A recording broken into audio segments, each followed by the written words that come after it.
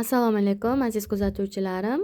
Bugun sizlarga detkalarni sevimli ozuqasi bo'lgan Gummi Luxni ko'rsatib, buni tayyorlash usulini ko'rsatib o'tmoqchiman. Mana Gummi Lux. Buni turlari ko'p.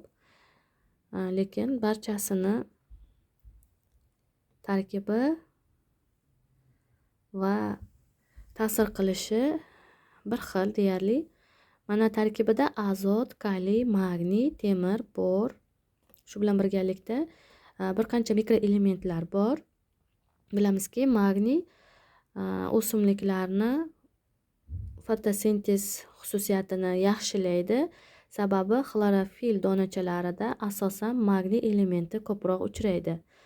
O'shani evaziga o'simlik yaxshi o'sadi va yashillik qismi ko'payib, xlorofil pigmentlari ko'proq sintez bo'lib, fotosintezni amalga oshirib, detkalar yaxshi o'sadi.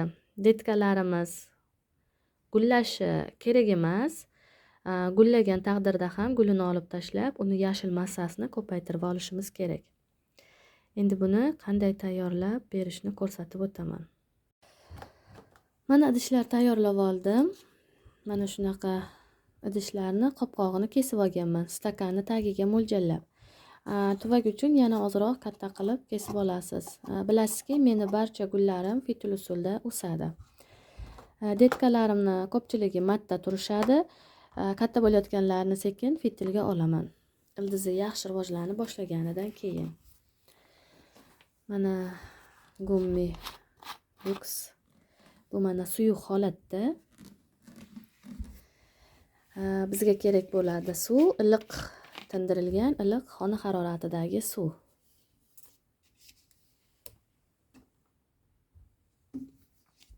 Mana 1,5 litrli.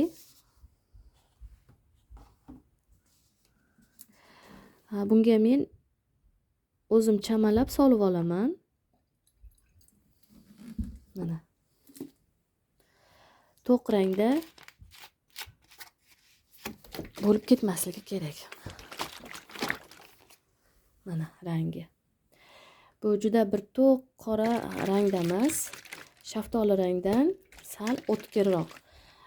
Sababi detkalar katta bo'lib qolgandan keyin, ildizlari yaxshi ko'rinib qolgandan keyin bemalol buni sal to'qroq qilib berish mumkin. Ko'rib turganingizdek, o'zi buni rangi qop-qora rangda. Biz tayyorlagan eritmamiz esa ochroq rangda. Mana.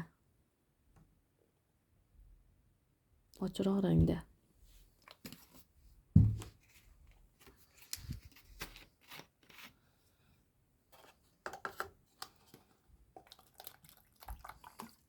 Mana idishga solingandan keyin qanday och holatda bo'lib qoldi mana. Mana shunaqa holatda qilib barchasini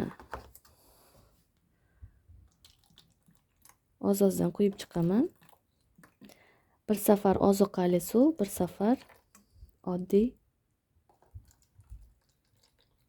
suv berish kerak. Katta fiyalkalarga ham, detkalarga ham xuddi o'shanaqa qilinadi.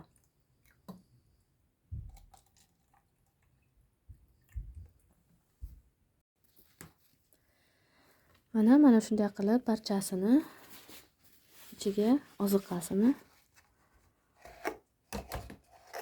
solib olaman va chekkalarini artib chiqib detkalarni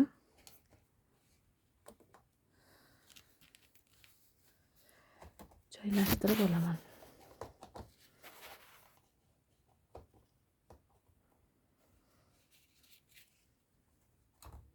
Chekkalariga to'kilib qolgan joylarni artib tashlayman. Ana endi detkalarimizni joylashtiramiz.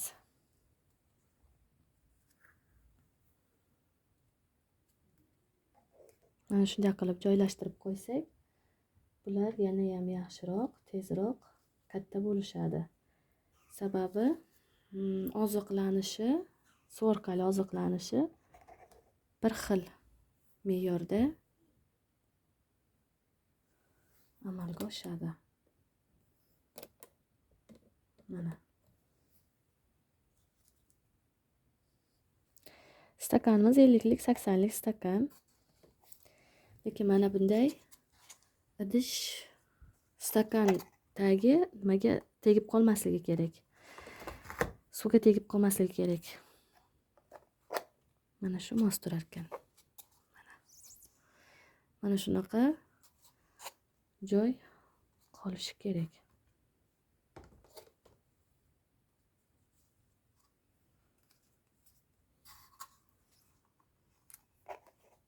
Mana bu bunga mos ekan.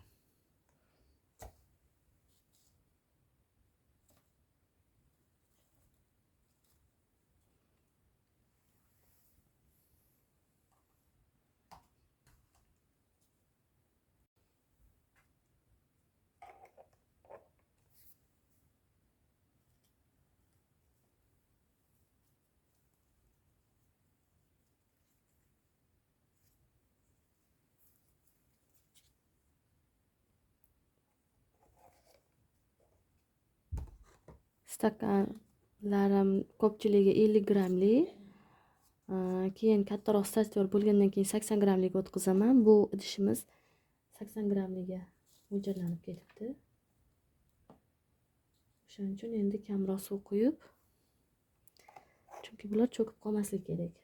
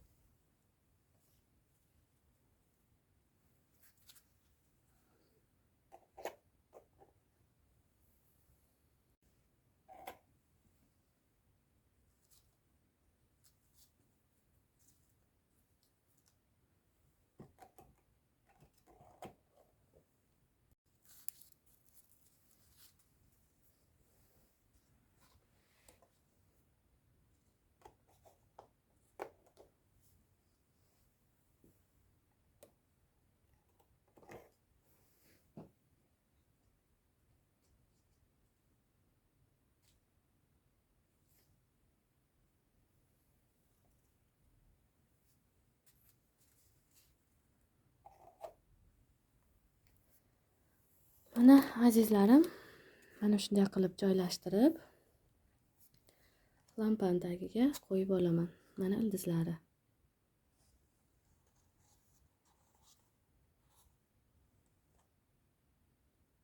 Xrizantema mami.